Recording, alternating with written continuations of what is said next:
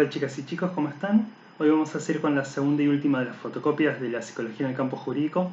Hoy vamos a trabajar lo que es violencia institucional. Bueno, la vez pasada tuvieron la evaluación, pero las anteriores dos clases trabajamos lo que era violencia familiar. Con respecto a violencia institucional, el autor se va a referir a lo que son las instituciones menores, pero tranquilamente, obviamente, los análisis los podemos extrapolar a lo que son las instituciones carcelarias.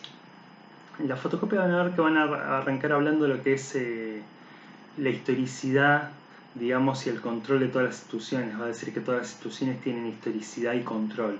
Control en el sentido de que hay reglas, de que hay normas que uno tiene que respetar. Justamente parte de lo que define una institución tiene esa característica.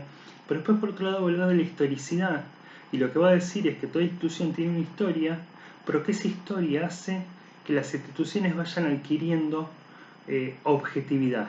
Objetividad en el sentido de que cuando uno las transita, uno las tiende a vivir como que siempre fueron así, como que las cosas en otro momento no eran diferentes. Y esto parece algo muy obvio o hasta tonto, pero sin embargo, piénsenlo en distintas instituciones a las cuales uno acude. Foucault, por ejemplo, en uno de sus tantos libros, analiza lo que era el lugar del hospital y lo que marca es que en otros siglos los hospitales eran lugares de hospicio, eran lugares donde iba gente que no tenía dónde ir, que muchas veces estaba de tránsito, rara vez iban enfermos. Y sin embargo, con la ampliación de los regímenes, por un lado feudales, pero sobre todo de los estados, y la importancia que tienen sus ciudadanos, se empieza a rescatar justamente la necesidad de controlar su salud, de regularla. Piensen en términos epidemiológicos, ahora que estamos con la dichosa cuarentena, no es lamentablemente la primera situación epidemiológica de pandemia que tiene la humanidad. Entonces, el médico de a poco empieza a ingresar en lo que son los hospicios y nuestros hospitales modernos tienen esa lógica que sin embargo uno piensa en un hospital y automáticamente uno le asocia a lo que es la figura del médico y sin embargo esto no fue siempre así. Es más, Foucault va a decir, siglos atrás, el hospicio, el médico, era el lugar, el último lugar al que quería ir y lo trataba de evitar de como manera. No era ni siquiera un lugar valorizado por los médicos y sin embargo hoy uno hace esa asociación sin dudarlo. Con la escuela pasa lo mismo, la escuela a lo largo de los siglos ha ido cambiando sus características. Desde escuelas en donde había grupos de distintas edades, con distintas capacidades, en nuestra regulación ahora con el tema de la edad, con el tema de la formación, con la disposición del aula también. Ustedes, por ejemplo, van a algunas facultades viejas y van a ver que están hechos tipo anfiteatros y en lugar del docente hay un escalón mucho más alto, obviamente para dar cuenta de una cuestión de poder, que sin embargo hoy las aulas justamente, gran parte, estamos todos al mismo nivel del suelo. Entonces, fíjense cómo han ido cambiando las configuraciones de las instituciones y sin embargo cuando uno las transita, uno le da la sensación como que las cosas siempre fueron así. Entonces, esa objetividad es la que justamente los autores van a tomar para empezar a criticar a lo que son las instituciones de menores y las instituciones carcelarias. Acá donde es necesario hacer un poco de historia. Cuando ocurre la Revolución Francesa, recuerden que uno de los grandes hitos de la Revolución Francesa, con la caída de la monarquía y el surgimiento de la burguesía, fue el surgimiento de lo que son los derechos civiles. Con el surgimiento de los derechos civiles también empiezan a verse la vulneración de los derechos civiles y, entre otras cosas, lo que es el derecho a la propiedad. Entonces se plantea la necesidad no solamente de castigar al que se mandó un moco muy grande, un delito mayor, sino también a los delitos que van contra la propiedad, ya sea por una usurpación o robar algún bien personal.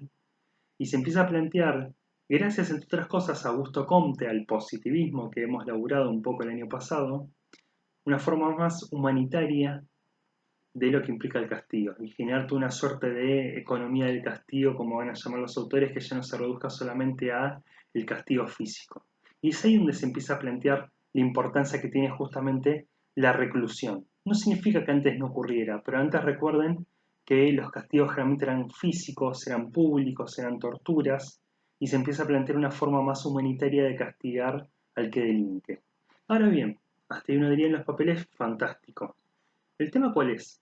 Surgen los estados modernos, un montón de gente queda boyando dentro de lo que son los sistemas burgueses, si se quiere, de la familia, de mamá en la casa, papá en el trabajo, los hijos en la escuela. No todos pueden ser captados por estos estados modernos. Hay gente que queda sin laburo, hay chicos que quedan sin poder ir a la escuela, quedan boyando las ciudades. Las ciudades son cada vez más grandes. Ya no es como antes. Piensa en tipo, a gran parte de nosotros nos han hecho leer en la escuela el poema del Mío Cid, en donde el principal castillo era el destierro. Tenías el castillo, la muralla, quedabas por fuera, listo. Ahora tenés ciudades enormes en donde ya no podés expulsar a la persona. ¿Qué tenés que hacer?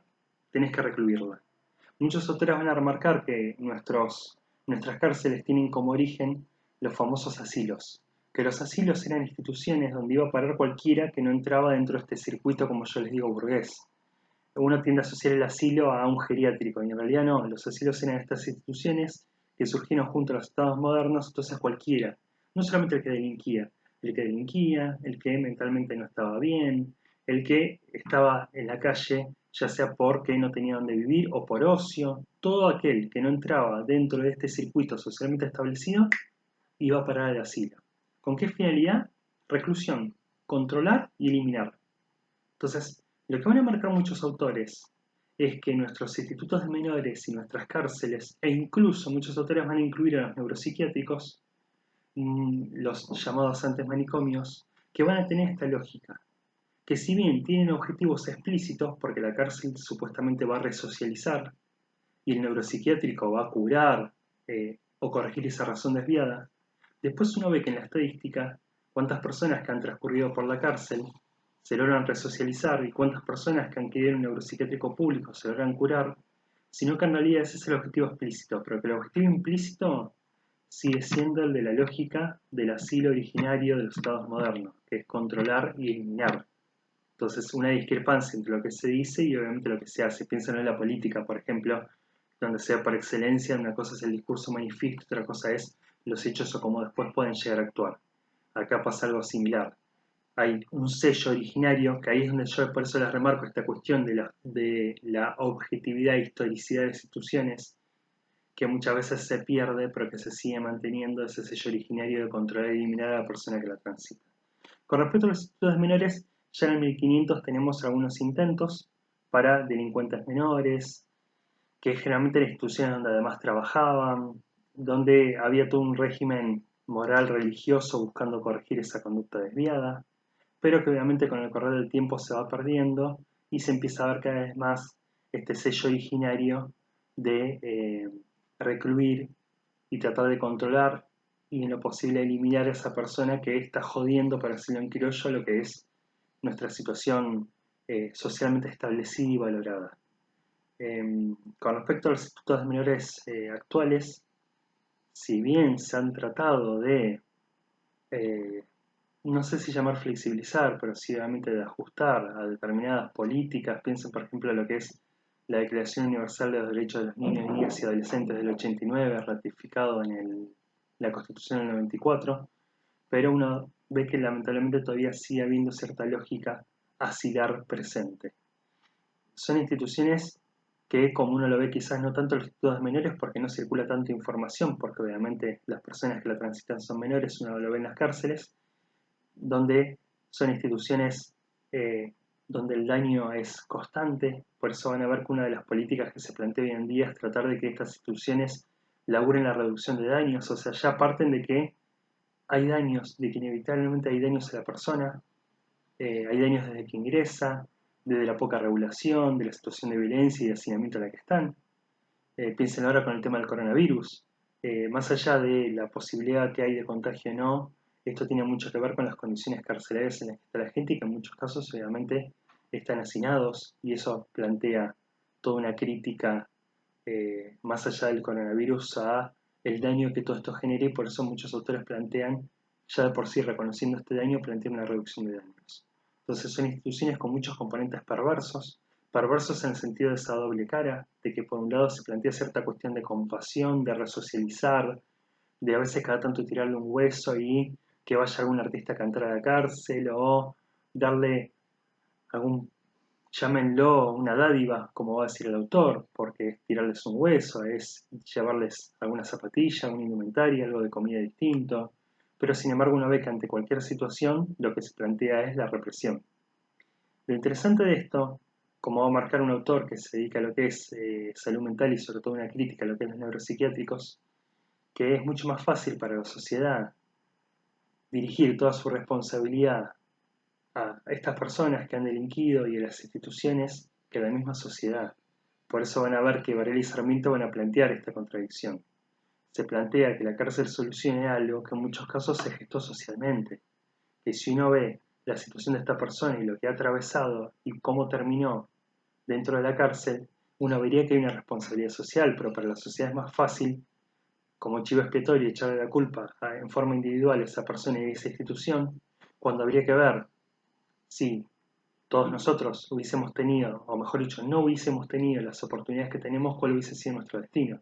Por eso la parte de psicología jurídica, ellos laburan mucho lo que es la responsabilidad subjetiva, que van a ver que los autores también hablan de la importancia de la individualización, de que la persona registre cómo es que llegó a hacer lo que hizo y que también pueda lograr esa empatía de ponerse en el lugar del otro. Pero como dicen muchos autores, nadie nace siendo delincuente y hay un camino y un recorrido que es lo que le llevó a esa persona a dañar, a lastimar, a robar, a matar, a lo que sea. Ahora bien, nuevamente, al igual que hemos hecho con violencia conyugal, a no confundirse. Que uno entienda no significa que quite la responsabilidad jurídica, ¿sí? Que una persona comprenda cómo es que llegó, por ejemplo, a matar, no quita que igual una pena va a tener y que en cana va a tener que ir. No es que uno puede, no, yo maté porque mi viejo esto, mi mamá lo otro, mi barrio esto, entonces juez libéreme. Va a ir en cana igual. Pero sí esa responsabilidad subjetiva es la que puede dar la garantía de que la persona pueda no volver a hacer lo mismo, a delinquir o lo que sea. El tema es que estas instituciones tienen componentes perversos en donde el daño es constante y por eso obviamente la persona sale peor que lo que entró. Van a ver que los autores van a hablar en un momento de clientes del sistema, que acá es donde pueden asociarlo muy bien al concepto de circuito de daño psicosocial, que lo que marca es esto, que estas personas son captadas y una vez que son captadas, fueron, ya la marca quedó, no solamente porque laburo no se les va a dar, porque además la cárcel los va a impregnar de una cultura que les va a costar después desprenderse, sino además porque el daño va a ser muy grande. Y llega un momento que el daño es tan grande que va más allá de cualquier terapia o cualquier conexión psicológica o espiritual que pueda lograr la persona. El daño a veces lamentablemente es irremediable. Y estas instituciones, insisto, tienen ese sello originario de controlar y eliminar a la persona justamente que la transita.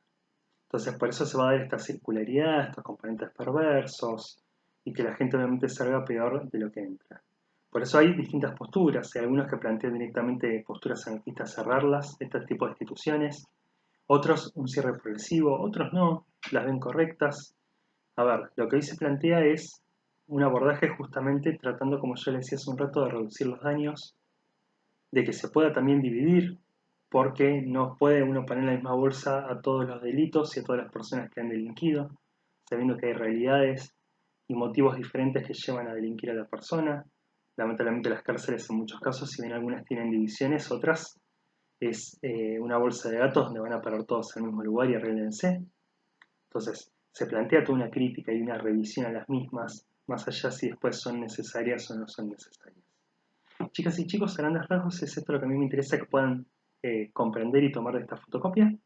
Igual la idea es el jueves a las 8 de la noche, si queda alguna duda o algo, darle una vuelta de tuerca. Gracias.